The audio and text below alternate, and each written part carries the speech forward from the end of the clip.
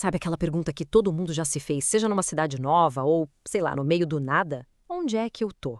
Pois é, hoje a gente vai mergulhar na história incrível de como a humanidade foi de uma agulhinha magnética até uma constelação de satélites só para responder essa pergunta. E olha só, tudo começa com uma coisa super simples que a gente aprende na escola, tipo nessa lição aqui, usar um ponto de referência para se achar. Parece básico, né? Só que esse conceito, ele é a semente de um desafio muito, mas muito maior. Como é que a gente faz isso, mas para o planeta inteiro? Então, essa é a grande pergunta, né? Como é que a gente pulou de um mapinha da nossa rua para um mapa do mundo todo? Bom, para chegar nessa resposta, primeiro a gente tinha que resolver um problema ainda mais básico. Pensa bem, antes de saber onde se está, é preciso saber para onde ir. Faz sentido, né?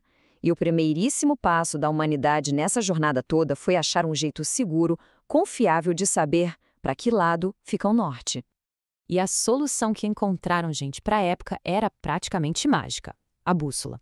O material que a gente pesquisou a chama de um dos mais importantes instrumentos já inventados. E olha, não é para menos. Essa pequena invenção literalmente abriu o mundo para a exploração. Mas como é que isso funciona? A ideia, que a gente acredita que veio dos chineses, é de uma simplicidade genial. É basicamente uma agulha imantada que, por causa do campo magnético da Terra, se alinha sozinha e, pronto, aponta sempre para o norte. Agora, imagino o que isso significou para os navegadores antigos. Foi uma verdadeira revolução. Pela primeira vez dava para se afastar da costa sem medo, com a certeza de que iam saber o caminho de volta. E aí, quando a gente bota a bússola do lado do seu, digamos, neto tecnológico, o GPS, o pulo que a tecnologia deu fica escancarado. É incrível, mas é muito importante lembrar de uma coisa. O GPS só está aqui hoje porque lá atrás alguém conseguiu resolver o primeiro grande quebra-cabeça da navegação com uma simples agulhinha magnética. Ok, então tá. A gente já sabe para onde fica o norte. Resolvido. Mas isso ainda não é tudo. Saber o norte te dá uma direção, mas não te diz, ei, eu estou exatamente aqui. Para isso, a gente precisava de algo mais. Precisava de um sistema de endereço, para o planeta inteiro. E a ideia que tiveram foi brilhante. Vamos pegar esse mundo enorme e, de certa forma, caótico e colocar uma ordem matemática nele. Como? Imagina só, os geógrafos pensaram numa grade, tipo uma rede invisível cobrindo o planeta todo, um sistema de coordenadas. Na prática, foi como se eles decidissem que o mundo seria tratado como uma folha de papel quadriculado gigante. Então essa grade tem duas partes. A primeira são os paralelos. Para facilitar, pensa neles como se fossem bambolês horizontais em volta da Terra, um em cima do outro, sabe? Todos paralelos à linha do Equador. São eles que medem a distância se a gente está mais para norte ou mais para sul. Beleza, e a segunda parte são os meridianos. Se os paralelos são os bambolês deitados, os meridianos são as linhas em pé. Elas vão lá de cima, do Polo Norte, até lá embaixo, no Polo Sul.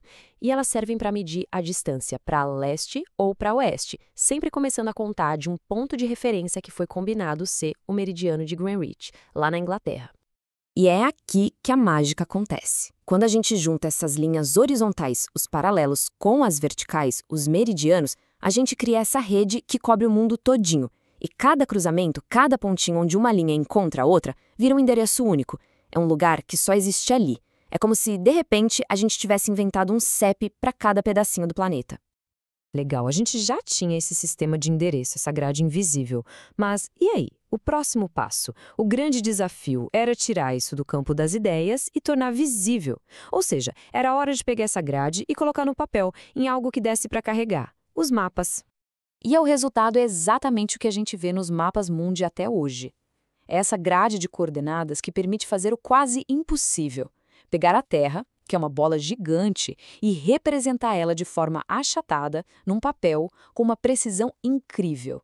Os contornos dos continentes não são só um desenho aleatório, não. Eles são definidos por pontos exatos nessa rede global. E o mais legal desse sistema todo é que ele é super versátil. Ele funciona para o planeta inteiro, claro, mas a gente também consegue dar um zoom, digamos assim, e usar a mesmíssima lógica para mapear as fronteiras de um país e dividir ele, como a gente vê aqui, com as regiões do Brasil. E dá para ir mais fundo ainda, mapear uma região histórica bem específica, como a dos 7 povos das Missões. Percebe? Do mapa do mundo inteiro até um mapa super local, a ideia principal, a da grade de coordenadas, não muda, é a mesma. Então, o ponto principal para guardar é esse. Não importa o mapa que se pegue, seja de um bairro ou do mundo, a base de tudo, o que está por trás, é sempre esse sistema de linhas imaginárias. É basicamente a linguagem universal que a gente criou para se localizar. Ok, os mapas eram fantásticos, mostravam o mundo pra gente. Só que eles tinham um pequeno problema. Eles não mostravam onde nós estávamos naquele exato momento. O mapa mostrava a rua, mas não tinha um pontinho dizendo, você está aqui. Para resolver isso, bom, aí a gente precisou de outro salto gigantesco na tecnologia. E essa resposta moderna a gente conhece muito bem, o GPS, o Sistema de Posicionamento Global.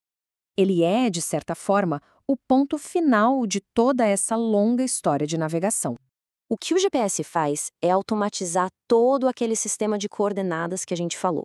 De um jeito bem simples, o aparelho na nossa mão recebe sinais de vários satélites que estão lá em cima, girando em volta da Terra.